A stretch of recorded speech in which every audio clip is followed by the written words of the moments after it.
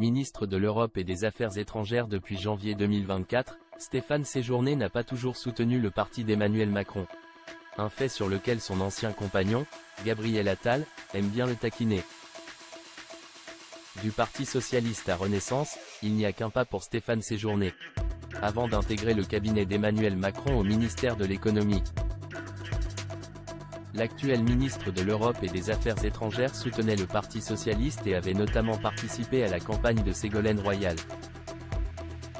Mais en 2014, il rejoint Bercy et devient conseiller ministériel chargé des relations avec les élus d'Emmanuel Macron.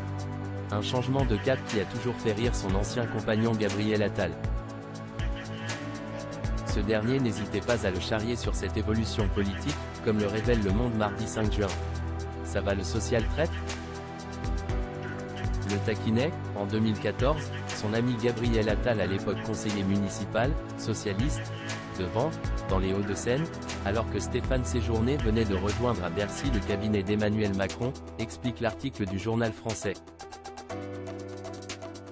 Une blague que l'ancien compagnon du ministre des Affaires étrangères ne fera plus par la suite, ayant lui-même quitté le Parti socialiste pour rejoindre l'équipe d'Emmanuel Macron en 2016. Quand Stéphane Séjourné fuit les dîners officiels.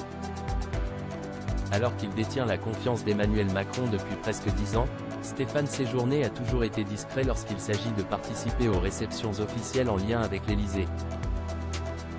Mal à l'aise en public, son refus d'assister à un dîner d'État donné en l'honneur de la France par le Palais Royal de Stockholm lui avait valu quelques remarques du président de la République. C'est marrant, les autres se précipitent, et toi non, lui avait fait remarquer le chef d'État, révèle l'article du Monde. Un proche du ministre avait notamment affirmé que Stéphane est un ambitieux timide. Il a peur de la lumière, mais elle l'attire. Son arrivée au poste de ministre des Affaires étrangères avait été vivement critiquée par les diplomates.